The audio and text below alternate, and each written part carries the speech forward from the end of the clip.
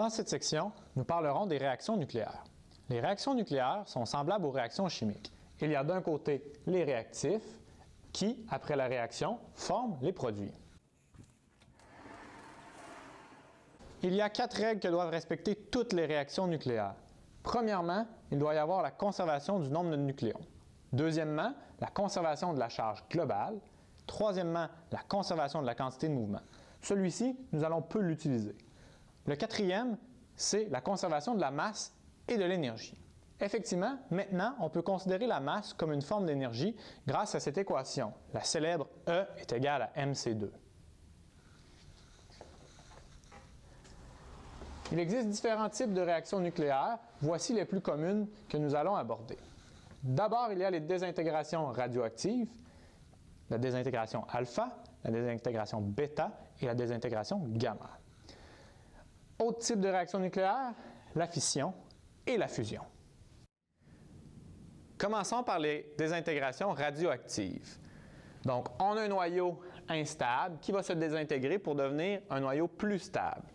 Cette réaction nucléaire-là va se produire de façon naturelle. On va qualifier de radioactif un noyau instable qui subit ces désintégrations-là sans aide extérieure. Le premier type de désintégration que nous allons voir, c'est la désintégration alpha. Donc, on a un noyau assez massif B qui va se désintégrer dans un noyau plus léger et plus stable C en éjectant une particule alpha.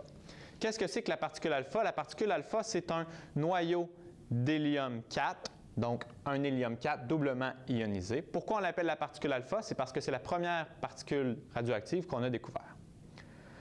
Cette particule-là étant chargée et étant assez massive, elle va interagir très facilement avec quoi que ce soit. Elle va être bloquée par une simple feuille de papier ou par 5 cm d'air.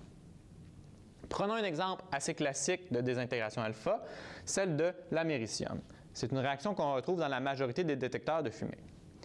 Donc, l'américium 241 se désintègre lors d'une désintégration alpha pour devenir du neptunium 237.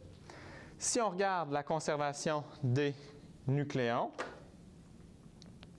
on voit ici qu'on en a 241 du côté des réactifs et 237 plus 4 du côté des produits, c'est effectivement égal. Si on regarde la conservation de la charge, on a une charge nulle à gauche, moins 2 plus 2 à droite, c'est effectivement égal. Il y a conservation du nombre de nucléons et conservation de la charge. Regardons maintenant la désintégration bêta. Il y a 2 types de désintégration bêta, la bêta plus et la bêta moins. Au cœur du noyau, il va y avoir un proton qui va se transformer en neutron ou un neutron qui va se transformer en proton. Par contre, si on veut respecter la conservation de la charge, il faut éjecter certaines particules. Donc, prenons par exemple le proton qui devient un neutron dans la réaction bêta+.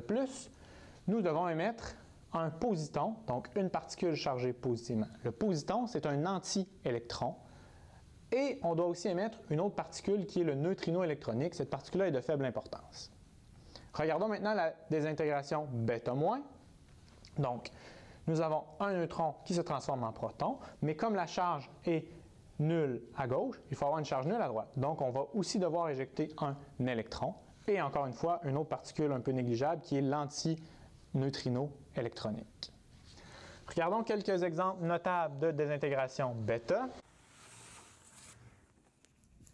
D'abord, le célèbre carbone 14 utilisé pour la datation radioactive. Donc, si on a un carbone 14 qui subit une désintégration bêta-, ça va devenir de l'azote 14 et ça va éjecter un électron et un antineutrino électronique. Si on prend une désintégration bêta+, donc avec l'azote 13, elle va se désintégrer en carbone 13 et pour l'équilibre de la charge, on va avoir un carbone qui est chargé négativement avec un positon et un neutrino électronique. Dernier type de désintégration radioactive, la désintégration gamma. Donc, suite à une désintégration alpha ou une désintégration bêta, souvent les noyaux vont être laissés dans un état excité. Donc, le noyau devra se désexciter et en passant d'un niveau d'énergie élevé, donc un état excité vers un niveau d'énergie plus faible, un état désexcité, il va émettre un rayon lumineux, une onde électromagnétique, un rayon gamma, donc un rayon électromagnétique de grande énergie.